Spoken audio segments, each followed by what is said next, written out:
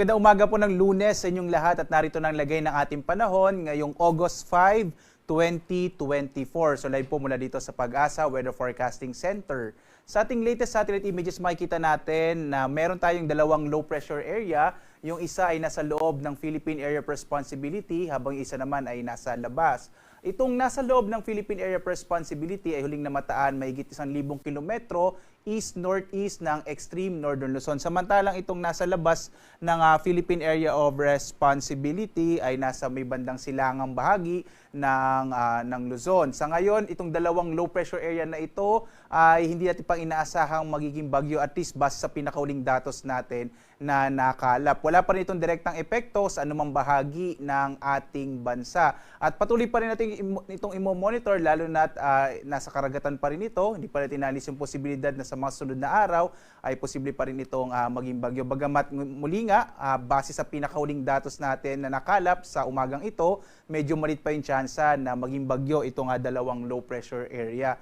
Yung isang nasa loob ng PAR at isang nasa labas.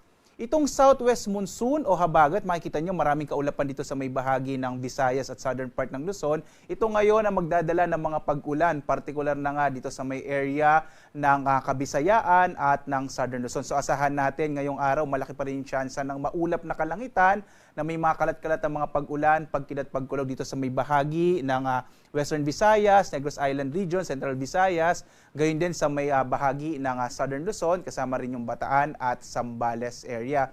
Sa ibang bahagi ng ating bansa, sa Luzon, nalalabing bahagi ng Kabisayaan at sa malaking bahagi ng Mindanao, mga isolated rain showers and thunderstorms naman yung mararanasan sa hapon hanggang sa gabi. Posible din yung mga pag-ulan sa madaling araw, isa yan sa mga katangian ng southwest monsoon o yung habagat. Magpapatuloy yung mga pag-ulan na ito, dulot ng habagat, partikular na sa may Kabisayaan at Southern Luzon sa mga susunod na araw. Dito nga sa Luzon, makikita natin ang malaking tsansa ng mga pag-ulan sa may bahagi ng Mindoro, partikular na Occidental Mindoro, gayon din sa may Zambales at Bataan. As of 4 a.m. nga, meron tayong thunderstorm advisory.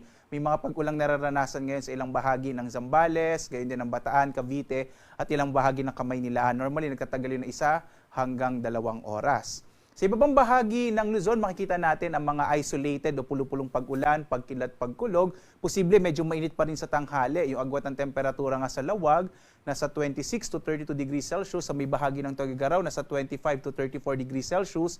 Itong Baguio naman, 17 to 24 degrees Celsius. Habang sa Kamaynilaan, agwat ng temperatura ay 25 to 32 degrees Celsius. Sa Tagaytay naman hanggang 31 degrees Celsius. Sa area ng Legazpi City, sa may Bicol Region, nasa 32 hanggang 32 degrees Celsius.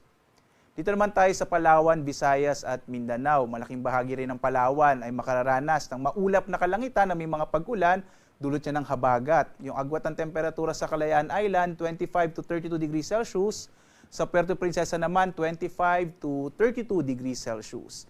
Gayun din na magiging maulap yung kalangitan sa bahagi ng Western Visayas, Central Visayas at Negros Island Region, dulot din ng habagat, kung saan yung agwat ng temperatura sa Iloilo, 25 to 31 degrees Celsius, sa Cebu, 25 to 31 degrees Celsius. Sa may area naman ng Eastern Visayas, mas malaki po ang posibilidad ng mga pag-ulan sa hapon hanggang sa gabi, dulot naman yan ng mga isolated rain showers and thunderstorms. Posible medyo mainit pa rin sa tanghali sa Tacloban, kung saan ang temperatura ay 25 to 32 degrees Celsius. Samantala, ang malaking bahagi ng Mindanao ay makararanas naman ng mga pulupulong pag-ulan, pagkilat, pagkulog sa hapon hanggang sa gabi, dulot naman yan ng mga localized thunderstorms. Agwat ang temperatura sa Zamboanga, 25 to 33 degrees Celsius, sa Cagayan de Oro hanggang 32 degrees Celsius, habang sa Davao, 26 to 33 degrees Celsius. Sa ngayon nga, wala naman tayong nakataas na gale warning kaya ligtas sa pumalaot ang mga sakyang pandagat malilit na mga bangka sa mga baybayin ng ating bansa. Iba yung pag-iingat na lamang kapag meron tayong mga thunderstorms na kung minsan magpapalakas ng alon ng ating karagatan. Samantala, ang araw natin ay sisikat mamayang 5:40 ng umaga at lulubog ganap na 6:24 ng gabi.